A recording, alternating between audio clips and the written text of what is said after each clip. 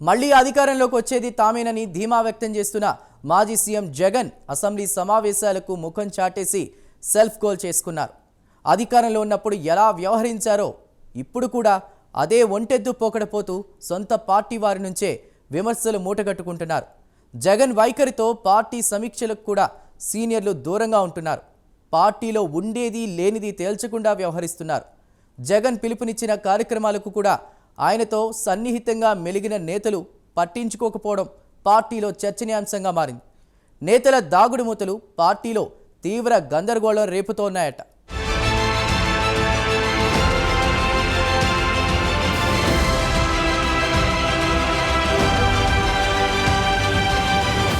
YCP దాగుడు మూతల రాజకీయం మొదలైంది. పలువురు సైలెంట్ అయిపోయారు. కీలక నేతలు పార్టీ కార్యకలాపాలకు దూరంగా ఉంటున్నారు. ఆఖరికి జగన్ పార్టీ సమీక్షలకు కూడా సీనియర్లు డుమ్మా కొడుతున్నారు. దాంతో పార్టీ కేడర్లో తీవ్ర గందరగోళం కనిపిస్తోంది.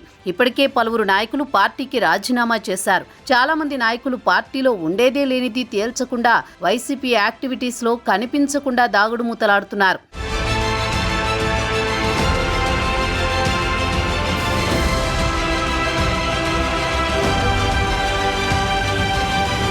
వైసీపీ నేతల్లో ఎక్కువ మంది జనసేనకు టచ్లో ఉన్నారంటున్నారు. టీడీపీ గడప తొక్కేందుకు ఇంకొందరు ప్రయత్నాలు చేస్తున్నారు. ఆ క్రమంలో ఉత్తరాంధ్రలో వైసీపీని వీడే నేతలపై రకరకాల ఊహాగానాలు చెలరేగుతున్నాయి. వైసీపీ అధికారంలో ఉన్నప్పుడు తమకు సముచిత గౌరవం లభించలేదని, ఓడిపోయాక కూడా జగన్ వైఖరి మారడం లేదని కొందరు నాయకులు తీవ్ర అసంతృప్తితో ఉన్నారట. ఆ క్రమంలో ఓటమి తర్వాత ఉత్తరాంధ్రలో కొందరు నేతలు జగన్ ఇచ్చిన పార్టీ పదవుల్ని స్వీకరించలేదు.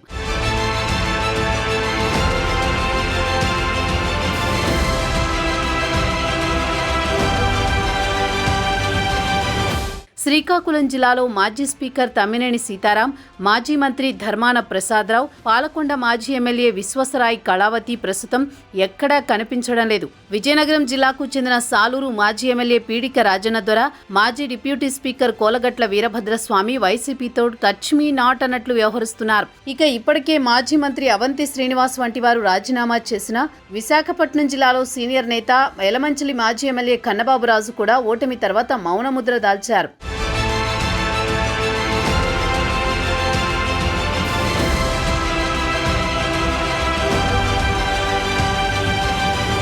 వారితో పాటు వైసీపీ ఘోర పరాజయం తర్వాత పార్టీకి దూరంగా ఉంటున్న నేతల లిస్టు చాంతాడంత కనిపిస్తోంది. వారంతా జగన్ జనవరిలో జిల్లా పర్యటనలోకి వచ్చే లోపే పార్టీ మారే ప్రయత్నాలు చేసుకుంటున్నారట. కొందరు పార్టీలో జిల్లా పెత్తనం మొత్తం ఆశిస్తున్నారు. అలాగైతేనే ఉంటాం, లేకుంటే పోతామంటున్నారట.